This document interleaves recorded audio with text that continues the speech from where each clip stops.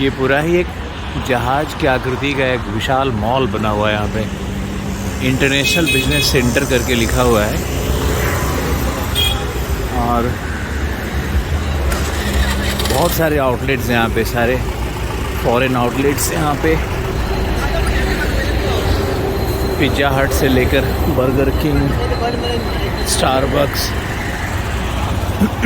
तो आप मॉडर्निटी को भी इंजॉय कर सकते हो और यहाँ के स्ट्रीट फूड को भी इंजॉय कर सकते हो। आज एक्चुअली संडे को लोग ज़्यादा आते हैं यहाँ पर और कारपेट लगे हुए हैं। यहाँ फुटपाथ पे कारपेट लगे हुए हैं जहाँ बैठ के लोग फूड का मज़ा ले रहे हैं। ये जो गाड़ियाँ लगी हुई है सबके अंदर में लोग बैठ के फूड का ही मज़ा ले रहे हैं। यहाँ पे चाय की चुस्की चल रही है तो हम भी यहाँ पे अब चाय पीते हैं, थोड़ा आप तक टेस्ट पहुँचाते हैं।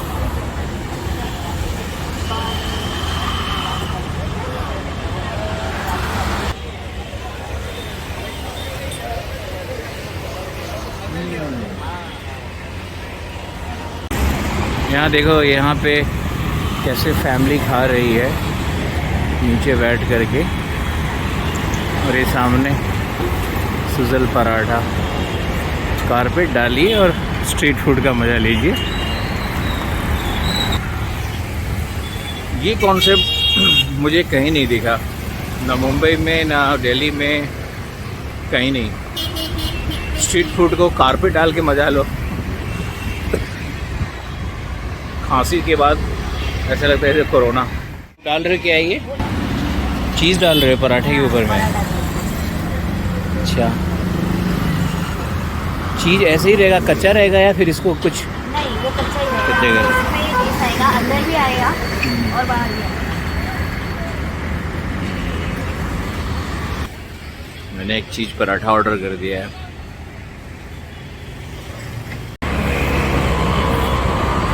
ये पराठा और चटनी है। ये ग्रीन चटनी है पालक वाली, ये दही और ये सॉस। पराठे के अंदर में पालक का स्टफिंग है।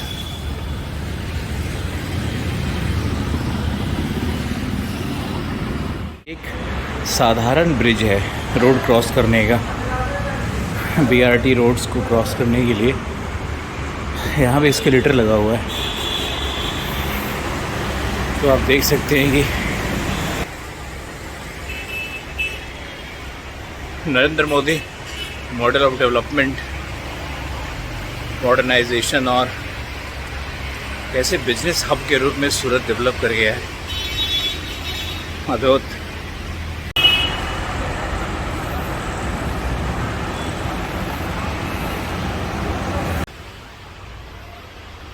एस्केलेटर की जगह सीढ़ियों का उपयोग कर रहे हैं।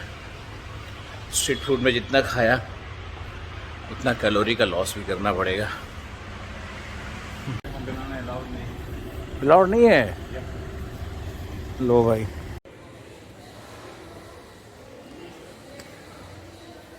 मैंने ये डिनर आज अवॉइड किया। अपने बड़े भाई के कुछ मित्र थे, उनके यहाँ जा कर के बहुत अच्छा घर का डिनर लिया।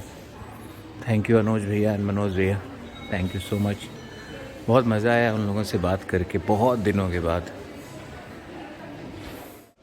फिटनेस के लिए तो कुछ करना ही चाहिए आप लोगों को भी, सबको इस दुनिया में। जितना भी गार्बेज हीटिंग करते हैं ट्रैवल्स पे, वो सब थोड़ा बहुत तो कॉम्पनसेशन कर ही देता है। ट्रैवल पे जाने के बाद स्पेशली सबको ध्यान रखना चाहिए कि they are walking 20,000 steps in a day और नॉट, डूइंग सम एक्सरसाइजेज और नॉट।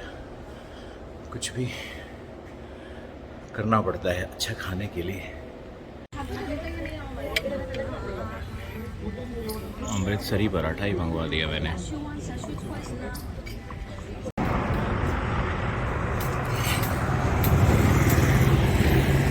ये रहे हमारे टैक्सी वाले। ये क्या है ये?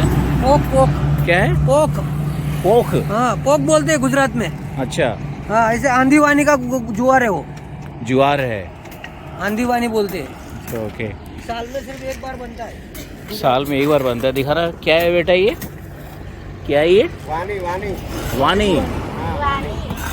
ये वानी है? हाँ वानी है। अच्छा, कितना बच्चा है आपका? 4। कितना है? लड़के का बच्चा है। लड़की का बच्चा है।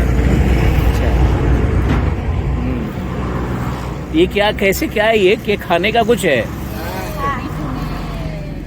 क्या है? खाने का ही वस्तु है। दिखाओ क्या है, खाने का कहाँ है?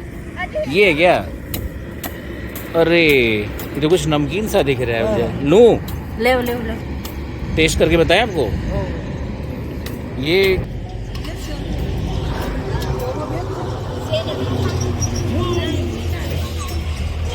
विंटर का फूड है ये, लोकल यहाँ पे।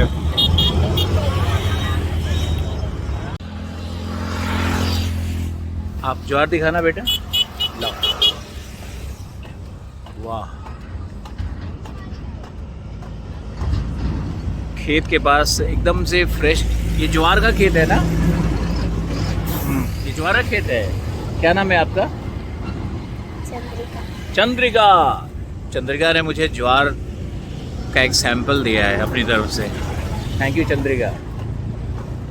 और ज्वार के अंदर से कुछ ग्रीन सा, कुछ एडिबल्स है, पता नहीं क्या बोलते हैं उसको आग में पकाते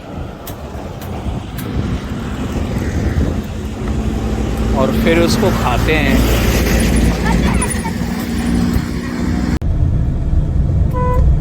रास्ता बंद कर दिया है। स्टैचू ऑफ यूनिटी हम लोग पहुंचने वाले हैं भाई।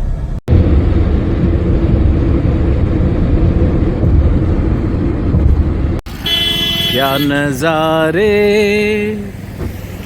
क्या इशारे।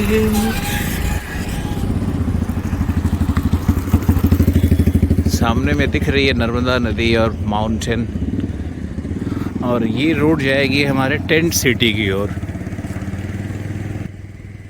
टेंट सिटी पहुंचने वाले हैं। शाम को 4 to 5 हाई टी है वहाँ पे। उसके बाद सफारी है और कुछ व्यू पॉइंट्स है। आज रात को सफारी पे जाएंगे शायद। और हमारे सामने ये क्या है? ये क्या है ये? क्या है? खारी सिंह। खारी सिंह। मुझे तो मूंगफली दिख रहा है ये।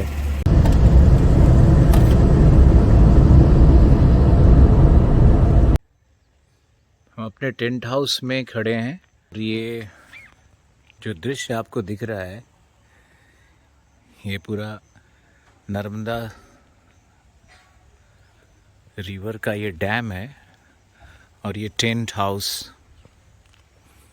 मैंने बहुत सारे ब्लॉगर्स को देखा, वो ड्राइव करके स्टैचू ऑफ लिबर्टी के पास तो आते हैं, लेकिन यहाँ पर स्टे नहीं करते। जब तक आप स्टे नहीं करोगे, यहाँ के इस नेचुरल ब्यूटी को कैसे एंजॉय करोगे? तो यहाँ आकर के टेंट हाउस में ही रुकना चाहिए। थोड़ा कॉस्टली है लेकिन वर्थ पेइंग। और इनका पैकेज पूरा food all 3 times with high tea, ये सब इंक्लूडेड है। तो बहुत महंगा भी नहीं है। For 2 persons they will charge you around 10 to 11,000, और इवन फॉर सिंगल पर्सन भी यही चार्ज है। तो ज़्यादा अच्छा है कि आप 2 के ग्रुप में आओ। और जितने ब्लॉगर्स यहाँ पे आते हैं वो स्टैचू ऑफ यूनिटी के पास गए और वहाँ से फ़ोटो क्लिक किया, सामने सफारी में गए। यहाँ के गर्मी के विषय में बात करते हैं कि बहुत गर्म है, मत आओ, मैं तो जल गया। अरे भाई, मन के अंदर में शांति होनी चाहिए, और जब तक आपका चित्त प्रसन्न नहीं है तब तक आप कैसे प्रकृति के सौंदर्य को एंजॉय कर पाओगे?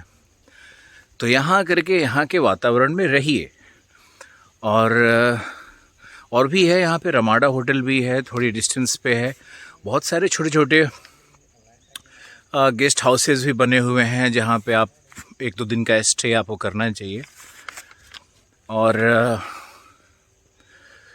यहाँ पे रुक कर के कम से कम 36 आवर्स का स्टे होना चाहिए। तब आप यहाँ के पूरे जो भी नेचुरल सेटअप है उसको एंजॉय कर पाओगे। नर्मदा नदी बहुत शानदार लग रही है, माँ नर्मदा। और आपको हम अभी दिखाने वाले हैं नर्मदा का और पूरा जो ये माउंटेन का परिदृश्य है, जो सतपुरा रेंजेस और गाविलगढ़ इसके साउथ में है, यहाँ से साउथ में है, सब आपको हम दिखाने वाले हैं। आज हमारे ज्योग्राफी का क्या कहूँ का जो ज्ञान है वो आपको हम देने वाले हैं थोड़ी देर में। लेकिन जो ब्लॉगर्स लिखते हैं यहाँ के विषय में, उस पर आपको नहीं जाना है। कोई बहुत समर हीट भी नहीं है और ऐसा कुछ खास नहीं है कि आप यहाँ से भागो।